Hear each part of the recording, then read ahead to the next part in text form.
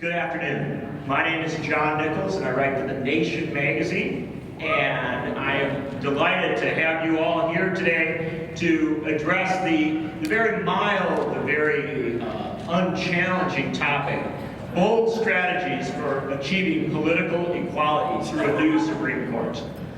And we are honored to be here with the support and encouragement, obviously, of all the folks at Netroots Nation, but also with the terrific folks from Free Speech for People, a national group that has sought to promote political reforms that respond to the Citizens United ruling and other court rulings over the years. So I'm going to begin today by asking you to do something that is just torturous and awful, and that is to, after you've just all settled in your seats, please, would you, let me just ask, is there a wealthy landholder in the room? Somebody who owns a substantial amount of property, what might have once been referred to as a plantation. Anyway, just stand right up. Let the record show that at this point no wealthy landholder has stood up. Is there anyone who is a white male religious dissenter, who's not a mainstream Protestant, anyone who would meet that definition in the room? If you are, you can please stand up. Oh my gosh, we have a couple of them. It's amazing how many we get. The panel will keep seated. All right. No, stay up, stay up. You gotta stay up. Is there anyone who, a white male who is in relatively impoverished circumstances? You don't have a lot of money, maybe you got a lot of student debt. Would you stand up? I'd like your honesty, sir. Thank you very much. All right. Is there by chance an African American male who maybe is in relatively impoverished circumstances, or has a little bit of money, religious dissent or whatever, African American male who can add? Spencer, we'll count you and make you proud. All right, yeah. And now, are there any women in the room? Would you please stand up? All right. Are there any 18 to 21-year-olds in the room? If you are, stand on up. Hey, we got you. That's good. All right. Is there anybody in the room who's too poor to pay a poll tax to vote? Would you please stand up? Just keep up if you. Oh, here we go. We got this guy finally. Brothers and sisters, as you have stood up in this room, please witness the triumph of constitutional amendments and political reform in a country that began where white male landholders were allowed to vote and almost no one else. Brothers and sisters, it was political reform that let you all stand up and speak your truth in this country.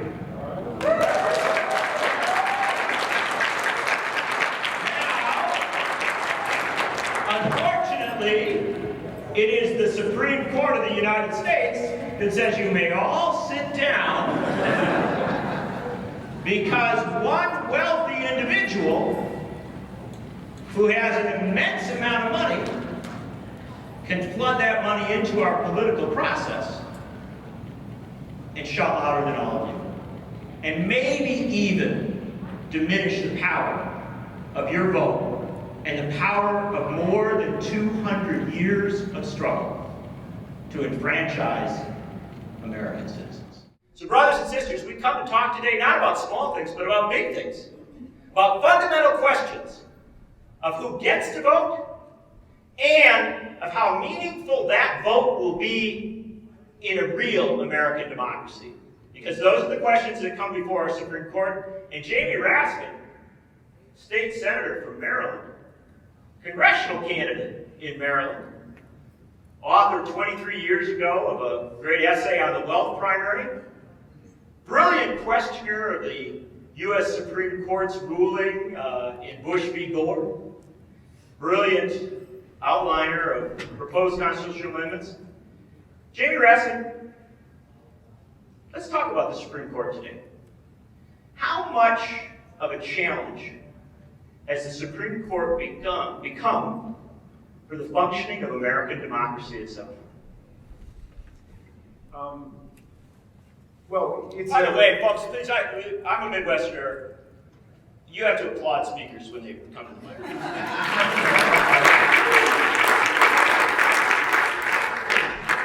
Well, John, thank you for that lovely introduction. Thanks for putting this great panel together. Look, I'm a professor of constitutional law, and I fell out of love with the Supreme Court a long time ago. And I think that it's important for progressives to fall out of love with the Supreme Court. You know, it's got a halo that kind of still hovers around it dimly from Brown versus Board of Education and the white primary cases and maybe Miranda versus Arizona. But the fact is, for the vast majority of American history, the Supreme Court has been a profoundly reactionary institution. And it did nothing for the slaves, obviously, except hold in the Dred Scott decision that African Americans had no rights that the white man was bound to respect, period. And going into great detail in hundreds of pages to explain that. Even after the Civil War, in the passage of the Reconstruction Amendments with the 14th Amendment, the Supreme Court said in 1896 in Plessy versus Ferguson that equal protection did not forbid separate but equal, Jim Crow apartheid in America. That didn't happen for more than 80 years in 1954 in Brown versus Board of Education. So on any set of issues that you want to look at in terms of corporate power, the environment today, labor rights, the Supreme Court has almost always taken an aggressively, we would say, activist right-wing position. And in our time, the Supreme Court has been even worse, an open collaborator with right-wing partisanship. You know, in Shaw versus Reno and Miller versus Johnson, the Supreme Court worked to instantiate a racial double standard, striking down majority African American and Hispanic congressional districts and state legislative districts. In Bush versus Gore, intervened in a presidential election for the first time in American history to stop the counting of ballots in order to hand the presidency to George W. Bush. In Citizens United, it went beyond that to tilt the whole political process in the direction of corporate power by saying that CEOs could take money directly out of the corporate treasury, put it into political campaigns, redefining essentially what a corporation is from what had been a standard understanding both by conservative and liberal justices that the Supreme Court, as Chief Justice John Marshall said in the Dartmouth College case in the early 1800s, that a corporation is an artificial entity, invisible, intangible, existing only in contemplation of law, possessing only the rights conferred upon it by the state legislature and not the constitutional rights of the people. The Rehnquist Court, Roberts Court, turned it upside down and said, no, a corporation is just an assemblage of individuals exercising free speech rights. And then, of course, dismantling, cutting the heart out of the Voting Rights Act in Shelby County versus Holder in 2013. So, you know, I view all of these judicial interventions very much like the current Republican refusal to hear the nomination of Merrick Garland, very much like the move to impeach Bill Clinton. Essentially, it's a rule or ruin philosophy. If our team is not going to be in charge of the country, we will sow chaos in the rest of the country, make it impossible for democracy to proceed. But the hope is, as you pointed out in the beginning with your exercise, John, that the people have always taken matters into their own hands when things have gotten really bad. And you know, we have 17 constitutional amendments since the original Bill of Rights. The majority of them have been suffrage enlarging, democracy deepening amendments, like the 15th Amendment, no discrimination in voting based on race, the 17th Amendment, direct election of U.S. senators, the 19th Amendment, women's suffrage, the 23rd Amendment, people in D.C. can participate in presidential elections, the 24th banning poll taxes, the 26th lowering the voting age. We still don't have a universal declaration of the right to vote and participate in government, which most democratic countries on earth have, and we need to make that happen. And I think none of this is to say give up on the courts, but just fall out of love with the courts. There's no salvation there for anybody.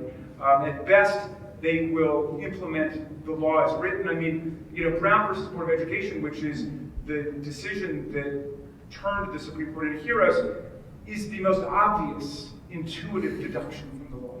Or today, we're also excited that they banned marriage discrimination, finally, in the Overton decision. But my God, 4-year-olds understand that. You know what I mean? So, the Supreme Court has finally gotten to a point where they are willing to acknowledge the basic, almost mathematical deductions that most school children can understand, and for that we applaud them. But in terms of, moving justice forward in a really progressive and visionary way, we can't count on the courts to do that. And Jamie Raskin, sometimes we have to tell the court what to do. And we have, that's the court that kind of is a nugget in the midst of what you just said, that our ability to amend the Constitution, our ability to write legislation, our ability to challenge laws and bring up new cases, these are vehicles by which we tell the court. Absolutely. And even then, it's necessary, but it's not sufficient. As we saw with the 14th Amendment, we put it into the Constitution, but even then, the Supreme Court pulled the rug out from beneath us. And so it's not as if you pass a law on the EPA or the Voting Rights Act, and still you get the undertow from the Supreme Court. But it's necessary, it's not sufficient. You've got to keep the political struggles going, because what you gain one day can be taken away very quickly the next. Who knows? Maybe Jamie Raskin, as a member of Congress, might raise some of those concerns. John Bonifaz. So yeah, you can. We have invited many people from around the country into our Midwest. You must understand this politeness of, we got to applaud for everybody.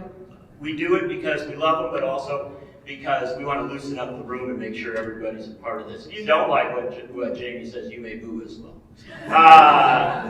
John Bonifaz. This embarrasses John to no end, and it's actually the wrong title.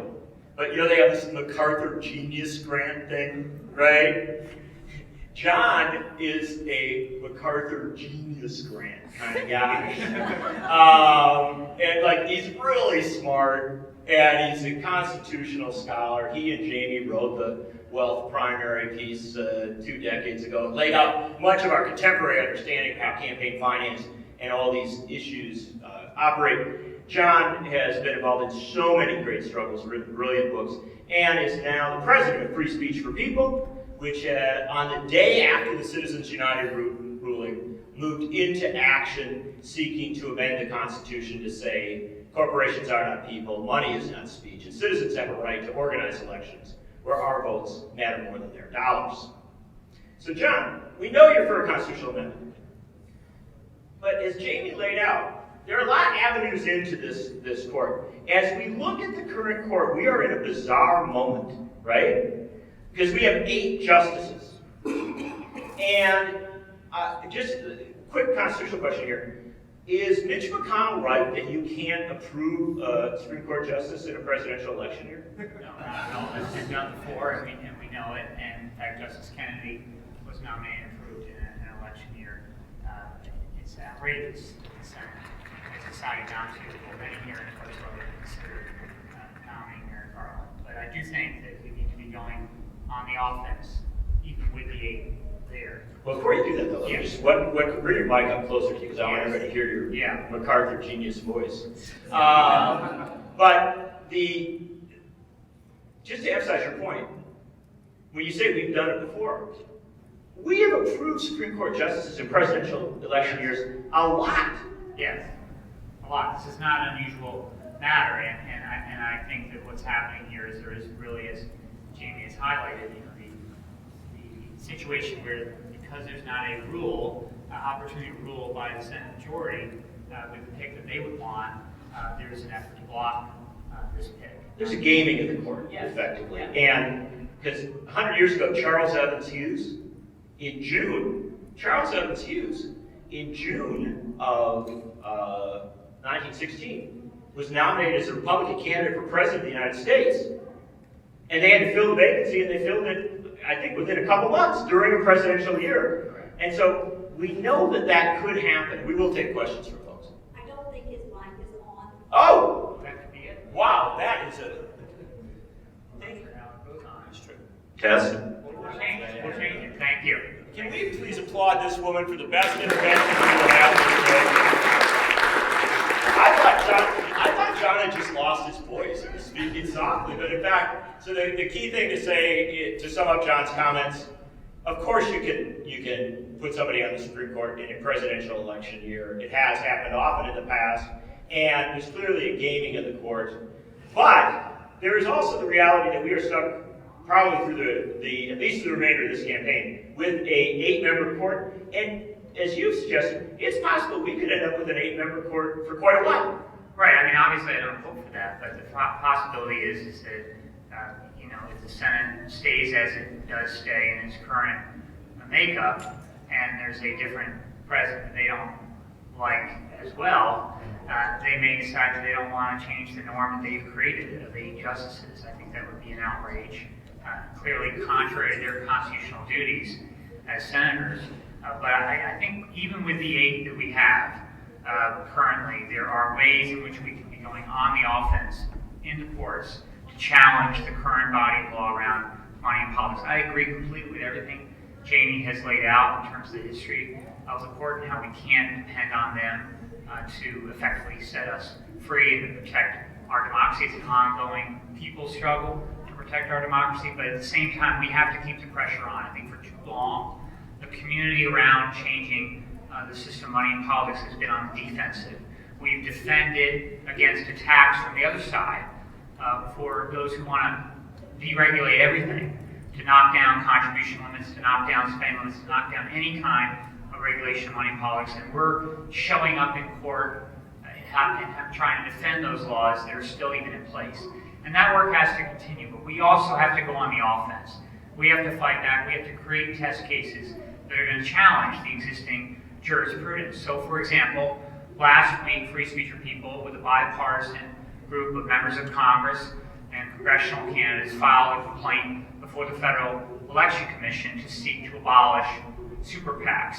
This is a challenge, really, to a ruling of the D.C. Circuit Court of Appeals, not the Supreme Court, which unleashed super PAC spending in our election. The Supreme Court never has reviewed this question, and it's an opportunity to really create a new vehicle for the court to review it. There are going to be other opportunities in local communities around the country where test cases can be created, and for many of you who are active in your community on this question or want to be active, this is a way of trying to fight back, to create those local ordinances or state legislation that create those test cases. But super PACs are vulnerable to being challenged. Foreign corporate money, which is flowing now into our U.S. elections via Citizens United, is vulnerable to being challenged. Citizens United itself, in our view, is vulnerable to being challenged. And then the big elephant in the room that of course, has governed money and politics for so many decades now, Buckley v. Vallejo, which equated money with speech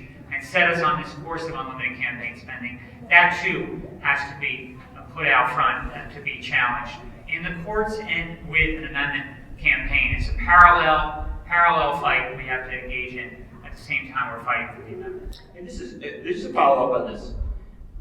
We had a bizarre situation where perhaps the best illustration of the confusion about the court's rulings came not in a legal decision, but in a State of the Union address, where President Obama spoke about foreign money in politics, and Justice Alito appeared to be shaking his head, saying, no, that's not the case. Right. So you had, although it perhaps bizarrely played out, you had a political debate taking place there on what the court had said. Yes, and in fact, the facts have shown that President Obama was correct when he made that statement a few weeks after Citizens United. Uber, as one example, is going around the country spending hundreds of thousands of dollars in local elections and local jurisdictions to try to stop the regulation of this industry that company and Lyft have created. And the Saudi Kingdom has just invested in over $3.5 billion. They own 5% plus 5% more of that company. So when they're spending that money, that includes Saudi money. We have to be real about the fact that Citizens United has become a vehicle for foreign corporate money to come in to the political process. This is supposed to be a government of, by, for the people. We're not involved in electing the leaders of China and other countries. And I think that it's important to state that the long-standing federal law that bans foreign nationals from influencing U.S. elections is effectively being bypassed by the Citizens United movement. And you are launching an initiative to bring some challenges up from local communities. We are. Having local communities address this issue on perhaps an Uber fight or some other one to try and get this clarified in the courts. And you believe it is within the realm of possibility that it might succeed? We do. I mean, even the Citizens United majority, and with Justice Alito shaking his head, didn't think that foreign money would be coming in via that vehicle. So let's test it out. Let's have the court look at the facts as we see them today and understand them. And if a local jurisdiction, as we are preparing to do very soon in one part of the country, but happy to work with others in other parts of the country, if a local jurisdiction were to pass an ordinance that bans foreign corporate money in its elections, that would effectively create that opportunity for the court to revisit this issue. John Bonifaz.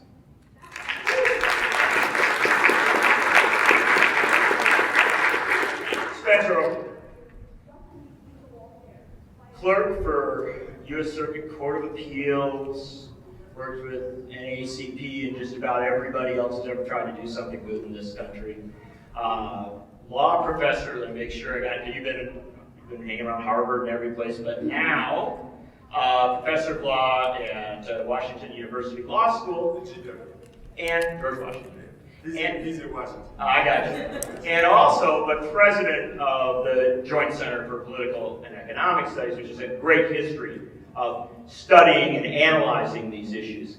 And in that great tradition, you've been making a case which is awfully important and sometimes lost in these high-level discussions of what the Supreme Court has done and of the impact, which is not just legal, not just political. There is a racial justice, a social justice element to this that you brought up, I think largely to emphasize the urgency of addressing some of these issues. Let's talk about that for a moment. Yes, John. So the basic notion here is that when money is speech, politics is based on the existing distribution of property, right? Democracy is based on the economy. And the existing distribution of property is not always legitimate. Right now, when we look at racial disparities in property, the average white family income is over wealth is over 10 times as much as the average Latino and Black family wealth, household wealth, right? Now, why is that? A variety of reasons. One real reason. Am I on? Okay, great. Am I okay? Okay, good. All right. She's the test here. But one big reason is just, past laws, right? It's not just slavery. It's things like home mortgages that were denied to African Americans in the 40s, and certain areas that were redlined, and the fact that home ownership is one of the most tangible assets that families have. A variety of reasons that are unrelated to merit or value as a person, or whether or not someone should be able to participate in democracy. And we see that in terms of campaign finance, where most of the large contributions are coming, an overwhelming number, over 90%, are coming from people who are not folks of color, from whites. Let me just say how this works. Right? So, I actually went over to the dark side here.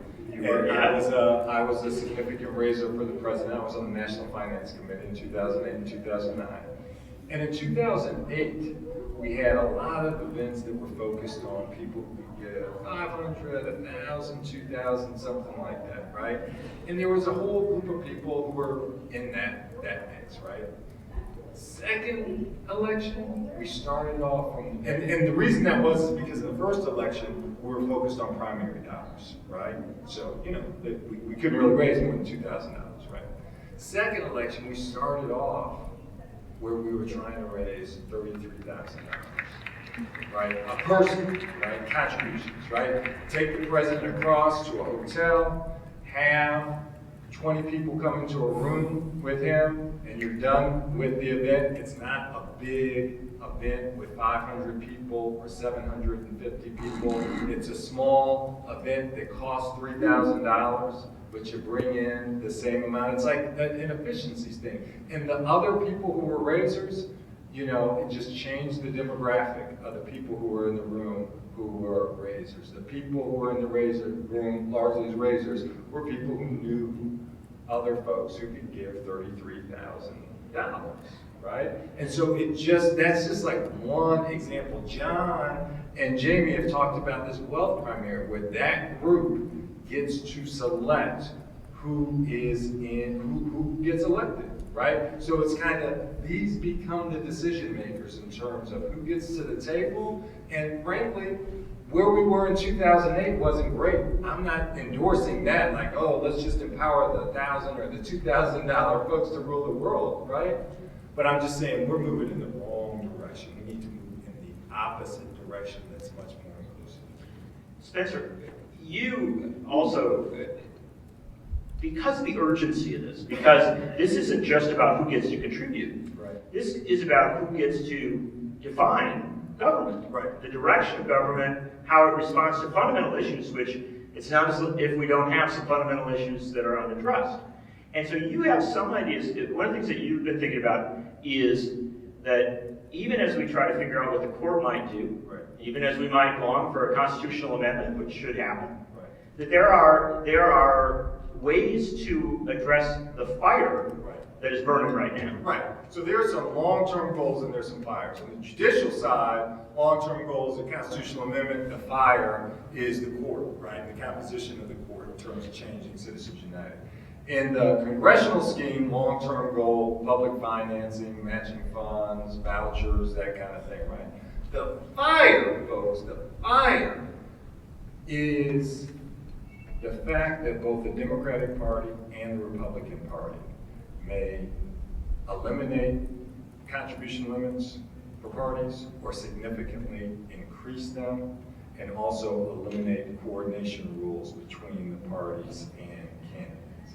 The argument's going to be, we need to compete with super PACs. We're fighting with one hand tied behind our back, and when somebody's getting hit in Colorado, we need the money to respond, and so we need to increase it. Or they'll say something like, well, you know, we'll use the $500,000 contribution for voter turnout, or something like that. It sounds good. Oh, you know, we're going to use it to help people of color get to the polls here, and therefore somehow it's not as corrupting, right? When we do that, right? So what we need to do in terms of, and that may happen. I mean, we already had a situation like that in the last year and a half, where they kind of snuck in on a budget, put a rider on a budget, where they increased contribution limits for legal fees and building fees, that kind of thing, right? And especially at the state level, we've had some of the barriers just blown apart, right, by the state courts and by legislature. And by legislatures, right? So I think what we need to be prepared to do is say, okay, you know, I don't want to use public money for a public purpose right now. But what we can do is we can relax these coordination limits. This is when the party coordinates with a local candidate, but only do it on the first $200 of a contribution. Here's why that's important. If we did it on all $33,000, then if I'm a candidate in Colorado, I'll go out and get a lot of $33,000 contributors, get them to give to the party, and just have the party funnel it back to me if we just eliminate coordination limits. Coordination rules, right? However, if we say, hey, it's only on the first $200 of every contribution, then parties have incentives to try to get more contributions of $200 per year or less. And what's $200? $200 is a recurring contribution of $16 a month, right, is what that is. And so we want to give parties the incentives. Right now, parties have incentives to go after large contributions because they're cheap. Because it's the hotel room where you get 20 people who give $33,000 and it costs you $2,000, right? That's the incentive. And then the staff, they only have 20 people to deal with. They don't have to ask a lot of questions about it, answer a lot of questions, right? We want to give parties incentives to reach out to a lot of people and engage a lot of people. And I think that that's what this kind of relaxed coordination scheme would do. Spencer Overton.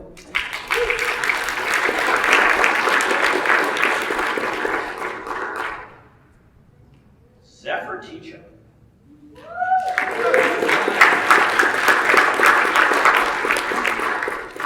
Who I hope I've got this right, is the daughter of someone who served on a state Supreme Court.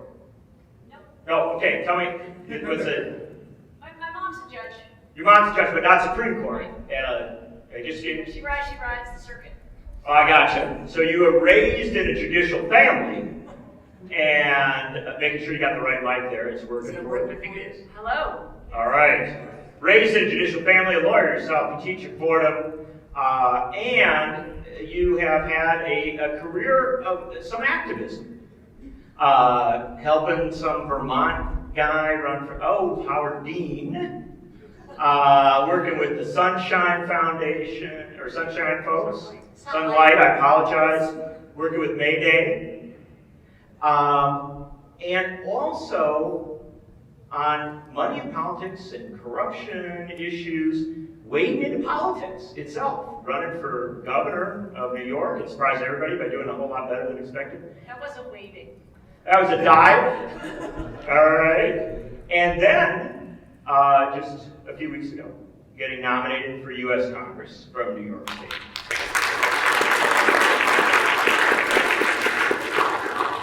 You know a lot about these issues. And also, by the way, author of the book, Corruption in America, from Benjamin Franklin's snuff box to Citizens United, which is probably the only person you'll ever meet who actually tried to take in all corruption in America in one book. As we talk about all this, we've got real concerns about the court, and I saw you nodding along. We've got proposals for bringing cases up and challenging, saw you nodding along. Proposals for innovative legislative strategies, and saw you nodding along. But I'm very interested. One of the things that you have done so well in outlining is the fact that there's a lot of corruption in this system. That this system has really become, as Elizabeth Warren says, rigged.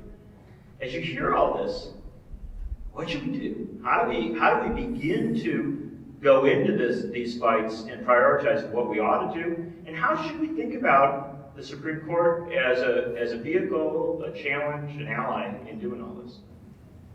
We should do all of it. And last time I saw John, I think that was the last time I saw John, we actually I had a bit of a conversation about this, because maybe 6 years ago, 2010, right, when free speech for people started, I had a much narrower view about what we should be focused on. I'm very focused on both state and federal level publicly financed elections. I do think that would be transformational. I think it would change who runs for office, and then when you have people in office who are actually free, instead of beggars, it changes the possibility to lead to more reform. It changes who gets on the court. And John and others were working on a constitutional amendment, and I was somewhat skeptical because it seemed very hard to do. I've actually really changed my mind on that. I feel like, yes, it's hard to do, it's all hard to do, but of course we have to be strategic, but sometimes being strategic can be an excuse for stepping back and not acting and not supporting. And I think that we are in such a fundamental crisis in our democracy, a really once-in-a-lifetime, once-in-a-generation crisis about whether we can be free, whether we can govern ourselves, whether we can speak freely in the face of power, whether we can come together and make decisions about our future. These very basic questions about our democracy are at such a level of threat that whichever of these strategies speaks to you, I wouldn't spend a lot of time worrying about which one's going to work. I think it's really important to fight on all fronts. And when you talk about that fundamental crisis, let's dig into that a little bit. You've written a lot about it. You've also, and I won't say wading, I'll say diving. You've gone into the fray. You have tried to address it as an activist, as a candidate, in a lot of different ways. Give us your quick download on the core of the crisis. I think most people know, they understand this concept of a rigged system, but what you talk about is something much deeper. You talk about an old school concept of just fundamental corruption. Yeah. So I'm going to go like a couple 130 years ago and then to right now in a very short time. But I call myself a Langston Hughes patriot. Langston Hughes' wonderful poem, America, let America be America again. Let it be the dream the dreamers dreamed. America was never America to me. It's a famous poem, it's a wonderful poem. It's much longer than that. It's important that it's much longer than that because it's a demand in the poem to recognize, let America be America again. America was never America to me. To recognize the incredible wisdom, brilliance, aim, hope, potential in our history without being sentimental about it and saying it was ever perfect. And so it's both a demand to call on the best parts of our history and a demand to not idolize them and say, hey, I wish it was 1850 because I sure did wish it wasn't 1850. And so he actually ends the poem, which I encourage you all to read, especially in this moment where there's a perversion of this, let America be America again, make America great again, not the same. But the end of the poem is, out of the rotten ruin of our gangster death, the rape and rot of hate, stealth, and lies, we the people must reclaim the lands, the fields, the endless plain, and make America again. And Langston Hughes is writing this in 1938. So it's also a demand to us now to say, don't you dare give up.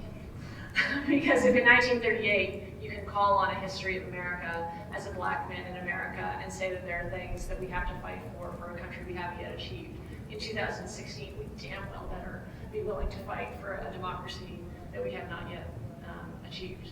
So where was I going? So when I call on the founding era, I do it with that form of patriotism, which I think is really important, and with a real respect for the wisdom. And we founded this country with an idea that one of the most fundamental ways in which we founded it was a fight against corruption. And that corruption was not quid pro quo corruption, but when those in public office use that public office for private, selfish, narrow ends, to get rich, to get their patrons rich, to offshore more jobs. As opposed to an idea that was very central at the founding, which is public love.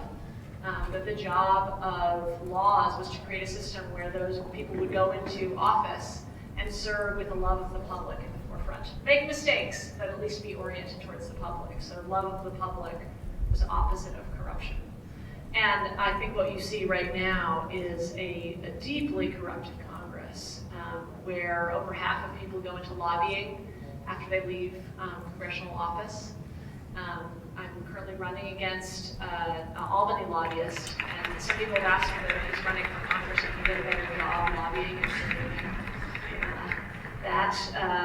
The congressional slot, but it's the likely career path of a Congress member right now to become a lobbyist. The likely career path.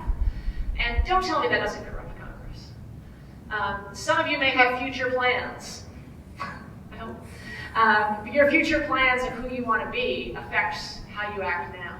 So if you expect your future boss is going to be Comcast, JP Morgan, or Monsanto, you might avoid the issues that are going to bother Comcast, JP Morgan, or Monsanto.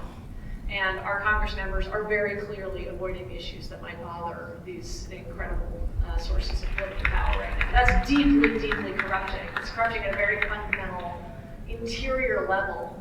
And what Spencer was just talking about is the danger of the parties themselves becoming agents of that instead of our idea of the political party, which is representative of people coming together. So when you say party and you talk about the future party that Spencer's talking about, that isn't your local Democratic committee. That's JP Morgan, Comcast, and Monsanto getting together to decide what policy should be. So it's very important that we not allow the parties to be corrupted and to be agents of that corruption. now I just want to zoom the other direction to my own experience running for office, especially this time. When I ran for governor, it was a real long shot. I wanted to win, but it was a real long shot. This time I have a huge chance to win. It's a huge chance for it to be a pickup for Democrats. It's a true swing seat, and I am, if you get to judge me by my enemies, I'm in good shape. We should point out that people who don't live in your district have taken quite an interest in your race. Yes. I have two super PAC donors, Paul Singer, Robert Mercer. Robert Mercer's Ted Cruz's biggest donor. Robert Singer, big hedgy.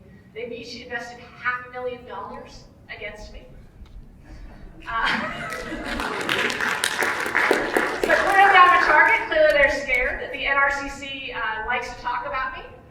Today's press release was they released their young guns and Zephyr Teachout messed up. So, I'm feeling good when I'm the top line target for the NRCC. But really thinking, and I've been working so hard to build a campaign. It costs so much to run now, especially with the decline of local media. That's something that isn't always talked about, but you can't reach every last farmer if every last farmer doesn't have a local TV station without spending a lot of money. So it costs a lot of money to run. And I'm working hard to build a campaign based on small dollar contributions. My contributors only contribute $16 on average, not 27. If only every one of my 44,000 contributors gave me another $11. But I'm working hard to do that. But I actually need to raise in all the ways in order to have the resources to run, and I have an absolute commitment to never have a donor impact policy. Voters, people in my district are who I am responsible to. That's it. But when you enter this world, the pressures, just so you know, are enormous. And I'm lucky enough to have 44,000 donors. Most congressional candidates don't have that. I have a long history doing list building. Most congressional candidates don't have that. And so they are in a true moral dilemma. It's easy to accuse them, but a true moral dilemma when they're forced with either I'm not going to be able to reach 300,000 people, or I'm just going to shut my mouth about this thing that Common House cares about. And we have created an insane corrupting system. Nobody would design a system this way except for a handful of big corporate interests. It is not working for anybody but a handful of big corporate interests. So when I see the root, I'm living both root problems right now. I mean, there's so many different problems, but I just want to talk about two with money politics. One is the day-to-day way in which campaigns are funded. You've heard this story before, but I cannot tell it enough because you might have forgotten it. The day job of most Congress members is to leave campus, walk across the street, sit in a little room with a stack of papers and jokes they can tell rich people to make them laugh, so they'll give them $2,000. That is the day job, is to be a sycophant.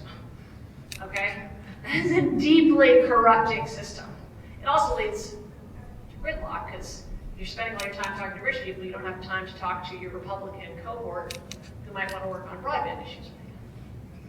But the other problem is the threat of super PACs, which I'm also living, which is that 2 people can equal my 6 months of fundraising with one stroke of the pen. And you know what that does to a society? It makes that society spend a lot of time thinking about what those 2 people think, what they like for breakfast, what kind of policies they have. That is not a democratic system when we are like court watchers. I don't mean Supreme Court watchers. I mean royal court watchers trying to gossip about the dreams of the wealthy. So both of these things need to be attacked. We need to have a publicly financed system from dog catcher to Congress to the presidency that is funded enough that people can actually be free to listen to their constituents. And we need to overturn Buckley versus Vallejo through Citizens United and all the cases that ripped the heart out of the Voting Rights Act. That's all.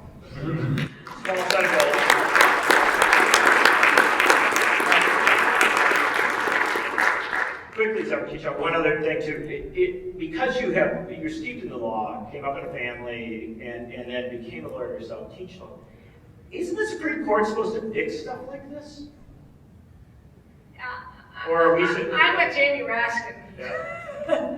I think it's really important not to rely on a vision of the court that doesn't reflect reality. and hasn't for most of our history.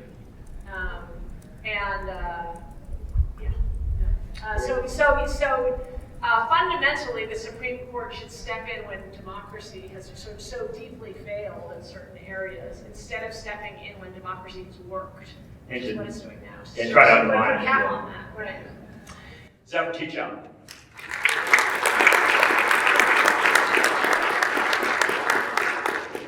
So now that we've disabused you of your sense that the Supreme Court will lead you out of the wilderness, I invite your questions for these folks about how we might address our challenges and also particularly some of the issues that they've raised. If you will stand up and say it loud, I will repeat it and then get it out. And I'm going to, this woman in the third row to the back. Say it loud, my friend, if you can. Hi. So my husband was an investigator for the Office of Congressional Ethics, which for those of you who don't know, is actually a quasi-independent body that investigates political progress for rich people. The stories I've heard over the dinner table would literally make your skin crawl. So my question is for Zephyr. You laid out a really great roadmap of where we can go and where we should go.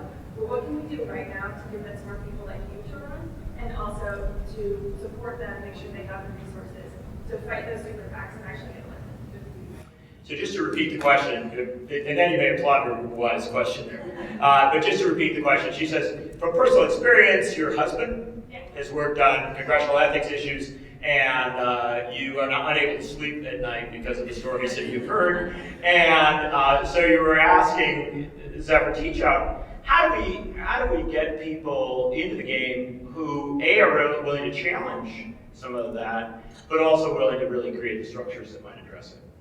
Okay, I'll just give you one answer. It's a great question, and it's really important because we can do it, but it actually who's in Congress matters, not just what list they check off. Like the difference between Jamie Raskin, who's going to go to the wall on reform, and somebody who has checked all the same policies but isn't thinking about it, is really vast. So we actually need people who deeply care, which is hard with the checklists. I am so determined to get more women to run for office, and I'm particularly determined to get women under 40 to run for office. So when are you running? Okay. But we're also determined that DC should have statehood voting rights so that they can send people to Congress who are full representation. So there's a bit of a chicken and egg with my politics, because one of the reasons I've done a lot of candidate recruitment. I did a tour last year trying to get more women to run for office throughout upstate New York, and more teachers. I was actually very focused on teachers, and but also younger people. And there are a few different challenges. One is clearly money. That's a real issue. There's a bit of a chicken and egg, but for local office, that's less so. And coming together and working with each other and working with other people that you want to work with helps a lot. But the other issue is that a lot of young activists don't want to go run for office. And it's a real problem. So I met a woman in Syracuse, not in my district, but outside my district, about a year ago. And she was about to graduate from college, but she was a little older, 25, somebody who clearly could run, had been very involved in the local community, could clearly run for office. I said, what do you want to do? And she said, I want to go work for a nonprofit that focuses on renewable energy and changing and doing something about climate change. And I said, what about running for office? And she laughed out loud. And I said, what is it that you want to do in your next job? And she said, I want to, well, I said, what will the day job be? She's like, well, I'll be policy research, talking to people, fundraising. And I said, well, you know, are you worried about like public exposure? She's like, no, I already have haters. That's going to happen anyway. So I said, what is the difference between the job you want and running for office? Like, why are you willing to, you know, organize protests, raise up people's voices, do policy work, fundraise 30 hours a week, but you're not willing to run for office? And she sat in that thought for a while, and I said, well, is it because it's square or because it's dirty? Showing my age, because square is only something people over 40 use. It's a square word, right? And she's like, oh, is it square, is it corrupt? And she just very quickly said, it's half square, half corrupt. But I actually think that expresses a lot of young activist views, is that politics itself seems both a little dorky and a little dirty. And it's really important that we recognize this is our lever of power. If you want to do an act of civil disobedience, run for office. If you care about banning fracking, run for office. If you care about changing trade policy, run for office. That doesn't mean you can't also go to the protest, but do the work and figure out how to get as close to those levers of power as possible. Zephyr Teachout. Just to put one more on this. You've written about that this becomes a particular challenge for people who have been historically dispossessed, running for office, because you may not know as many people with money, Right. and you may also have this sense that it's just hard. It's an incredibly hard thing to do. Well, Take that mic right up. Yeah, so part of it is running and getting started. Who is your network, right? That's one big problem. Another problem would be leadership, right? So you get in, you win, right? And then are your colleagues going to elect you to a leadership position? And if you're not able to support them the way they need to be supported in terms of people back home being able to give to them as well, you're at a disadvantage, a severe disadvantage. And then another big negative in terms of communities of color, folks really don't talk about this, is that once you're in, you got parents who come to you to give you money, and you frankly have a huge advantage relative to challengers. You are there, and that lack of choice really compromises democracy in communities of color, because somebody who's a challenger who can't raise outside of the community really isn't able to mount an effective campaign so that you have, elected officials who are maybe as responsive as they should be. I'm not saying that's always the case. I'm saying that is the case in some places. Thank you, Spencer. Overton. Let me take a couple more questions. We're going woman second from the third from the last row. Yeah, that's you, my friend. You're in. Hi. I have a question for you. I thought this was naive. Are there ways to influence the Supreme Court justices? Oh, I don't think that's naive at all. What a very interesting question. Are there ways to influence Supreme Court justices? John Bonifaz? Well, You've been trying. I don't think that the law exists in a vacuum.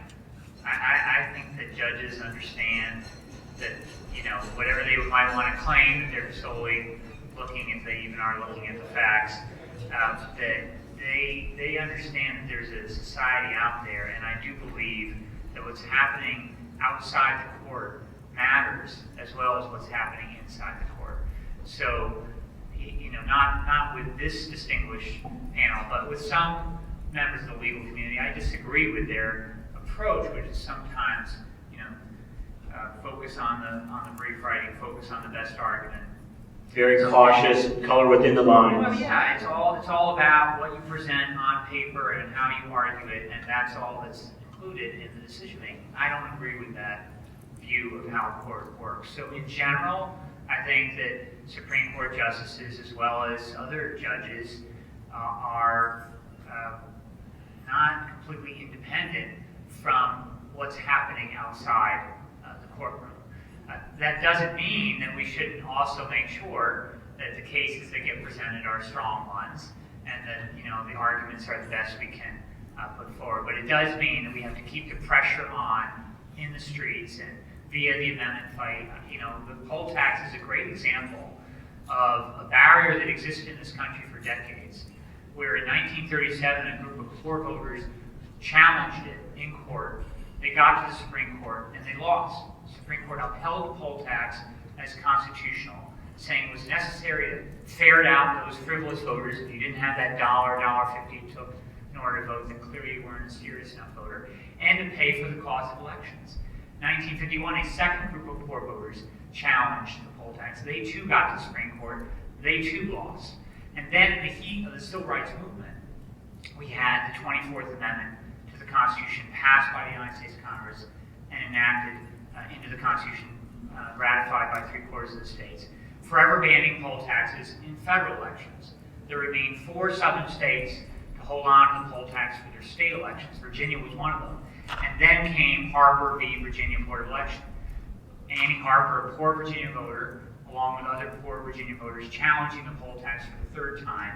And 2 years after that 24th Amendment was enacted in 1966, the Supreme Court finally got it right. Justice Douglas famously saying in that case, notions that will constitute equal treatment under the Equal Protection Clause do change. And I think that's an example of how over the course of history, we saw the court moving because the people were moving and demanding it. That's also why I love John Bonifaz for that history. And let us add in that President John Kennedy, one of his last political acts, was to formally endorse the effort in Texas to overturn the poll tax via a referendum. That effort lost in November of 1963. He went to Texas in November of 1963 to try and unify a Democratic Party that was being pulled apart on those fundamental issues. And so these poll tax struggles are central to our understanding of how we push a court and how even people up to the president sometimes get involved. But it's also a reminder that our pressure on the court doesn't always succeed. But sometimes then we go the amendment route, and it tries to succeed. Spencer, you had one thing you want to add? I just want to quickly say, amendments are, tough, long, but tough. They're tough. Talk about Justice Kennedy, we're excited about where he is on affirmative action, on gay marriage, but I'll tell you, on this issue, he is not like the open guy who may go one way or the other. He has not been great on this issue. Right now, we're in a moment of 4-4, and I know everybody in this room knows this, but we can't overemphasize how important this open spot is, right? There's a reason that people are putting up such a fuss about this spot, because so much is at stake, and this is one of the big issues. So just really want to Fundamental. Another question from our friends. This gentleman here in the colorful shirt has been... Can I before he asks the question, I want to make sure everybody knows who this gentleman is. So this is Ben Centoria. He's from St. Louis, and he is really one of the key architects of the modern day movement for public funding elections, for getting big money out of it.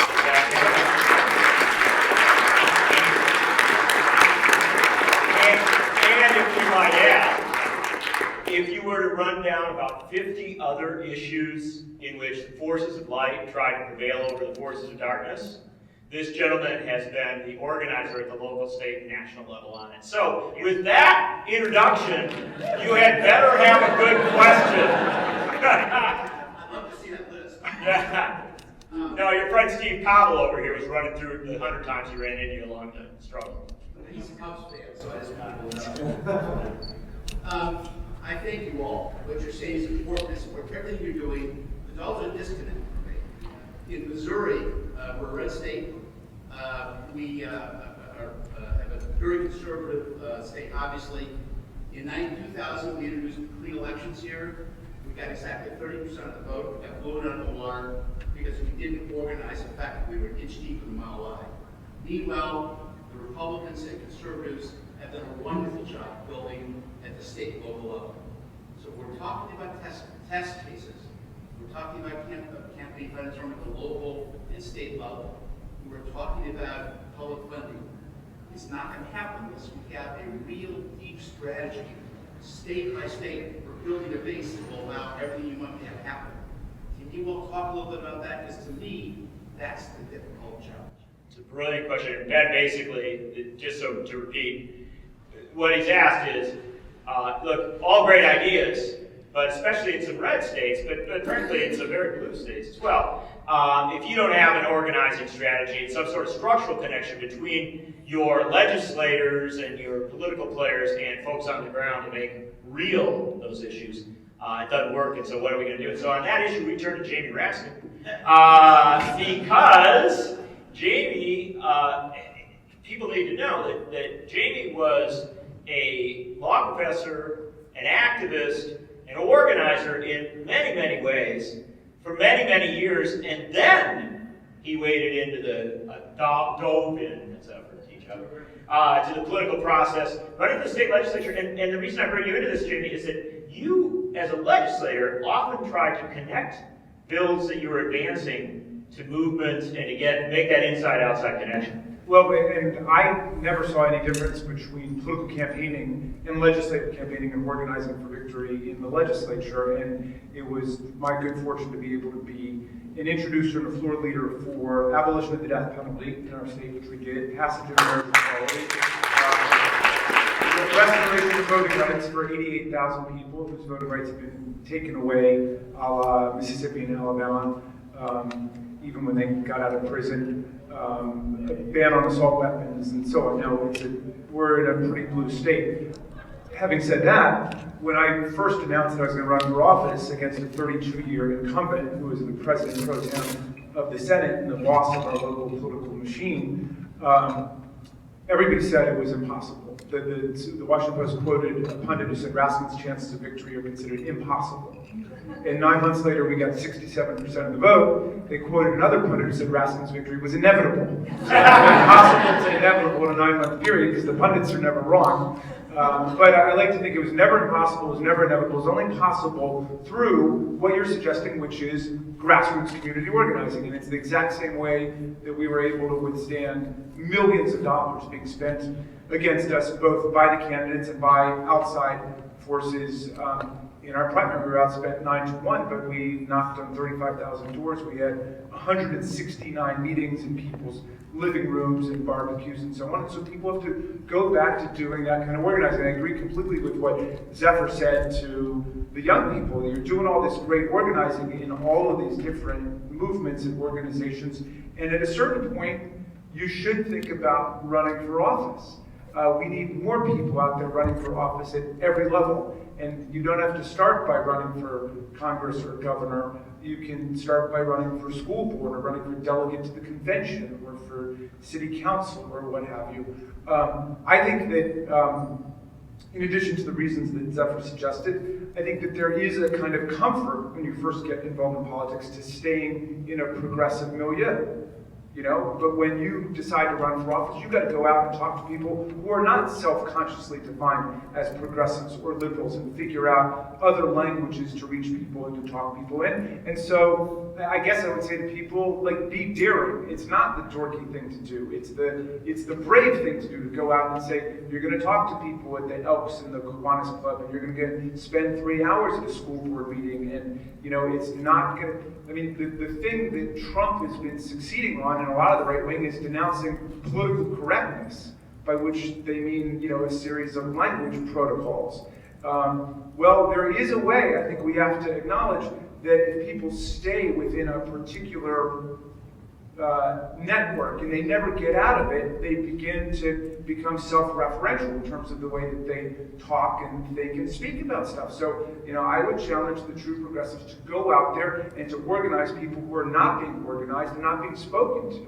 And the biggest representation of that reality today is that Donald Trump, of all people, reached beyond the Democratic Party and Hillary Clinton to go and talk to millions and millions of people who feel dispossessed and marginalized by the trade agreements.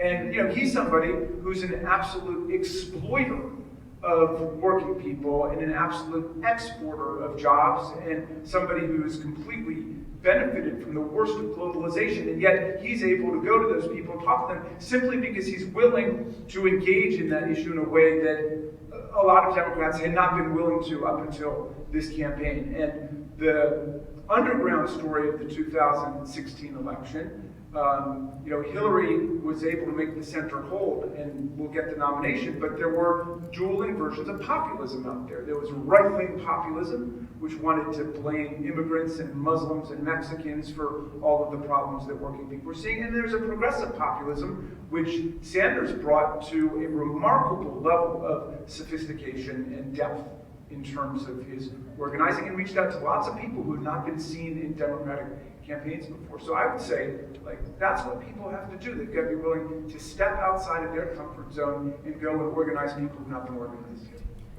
I'm sorry, I try not to talk this much, but I just have to talk to myself on this. And you put that mic right toward your mouth. Yeah. Okay. So, I can hear you.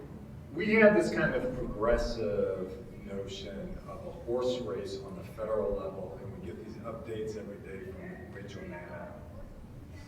And there's something that's happening on the local level And since we're here, I want to focus on Ferguson for a minute, right? So we think about Ferguson, only one African American on the city council, right? We think about presidential turnout, white and black turnout's about the same, right? Ferguson is a predominantly African American community. And then we think about a local election a few months later where whites are 3 times as likely to vote as black folks. There's not the civic engagement in terms of the community. And we end up with a city council where there's only one African American and policies, right, that are really exploitive for people, right, in terms of these court fees, and the policing, etc. And that's Ferguson, but we got this phenomenon all over the country. We've got, you know, Latino communities that are just growing quickly, and we've got African American communities. 2010 is the first time where a majority of African Americans in metropolitan areas lived in suburbs rather than in the urban area, the center city here, right?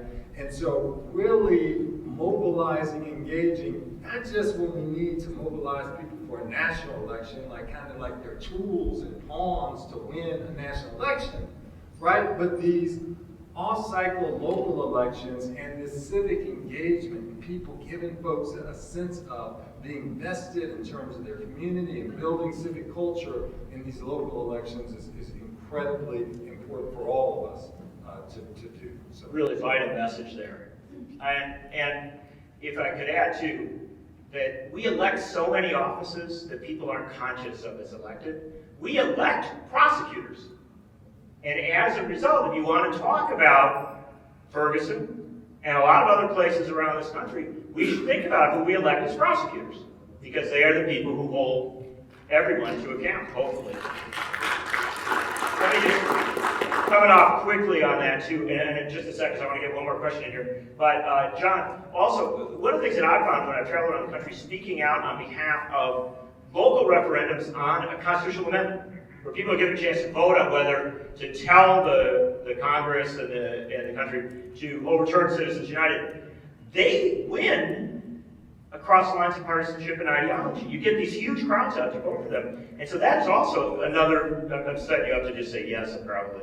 That is another vehicle by which to get people engaged. Just put an issue on the ballot and let it be debated in that way. It is another way to get people engaged, and we've actually identified over 150 Republican officials who voted for these resolutions around the country. But to come back to then Centuria's question, you know, we need to put these matters on the ballot. We need to have people running for office, but we also have to do local organizing and sustain these movements over long periods of time. I believe in running for office. I want to be clear on that. Actually, you ran for Secretary of State. I've done it too, and I lost. To be clear. But actually, the purpose of my run, in addition to trying to win, was to raise up the temperature around, in that case, it was Secretary of State. What is Secretary of State's responsibility is in terms of our democracy, in terms of making sure that our vote is protected. And so there's a process of having a conversation when you run that enables a broader discussion on these sets of issues, but it can't end on election day. It can't end when that campaign ends, whether that candidate wins or loses. It has to be something that people sustain over a long period of time. We look at the way change has happened in our history.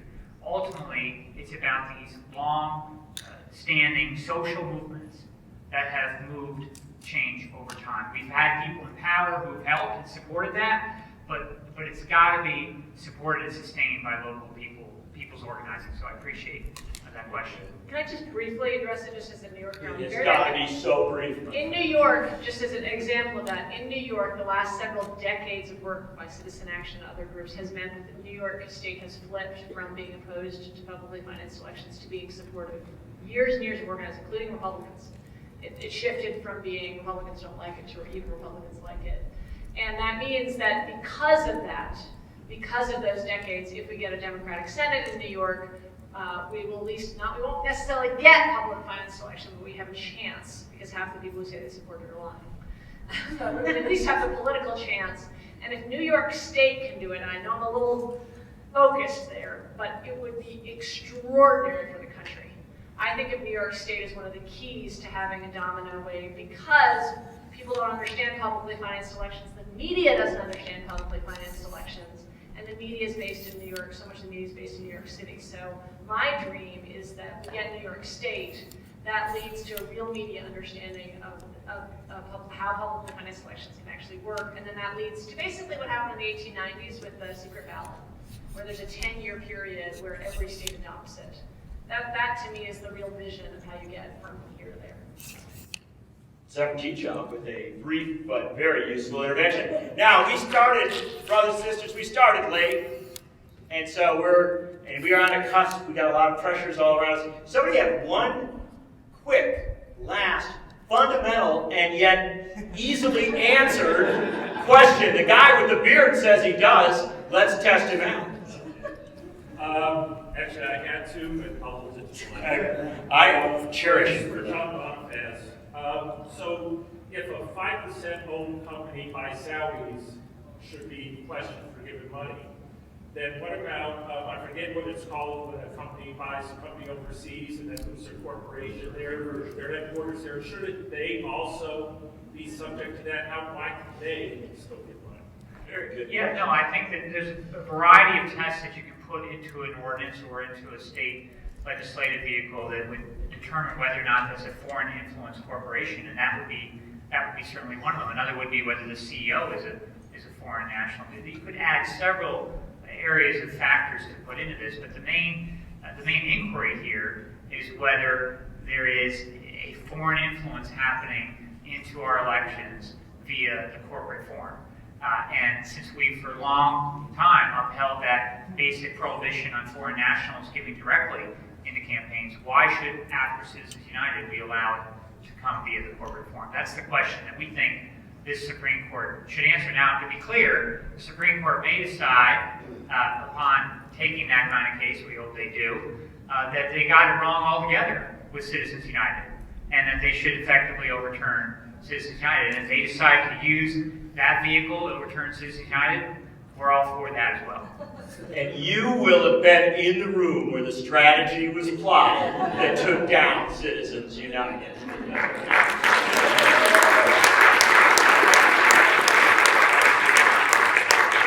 Jamie, I saw you anxious to chop it at the bit. One quick thing. One sentence on this. From the standpoint of political democracy, all corporate money is foreign. It doesn't belong there. Yes. Whoa! Ladies and gentlemen, you've been a wonderful, brilliant, insightful audience with an exceptional panel, and I just want to point out, at Netroots and with Free Speech for People, we don't make endorsements here. But it's possible that two members of this panel, before the time we meet again, could be members of the U.S. Supreme Court, and John Bonifaz and Spencer Overton are appointed to the court.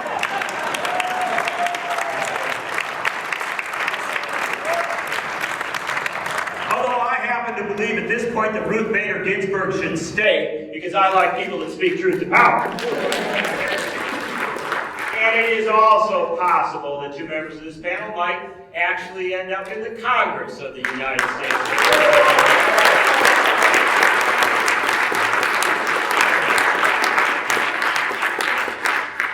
I will emphasize to you, as every member of this panel would, that Jefferson may not have been right about everything, but he was right about one thing. The most important office in America is that of the citizen.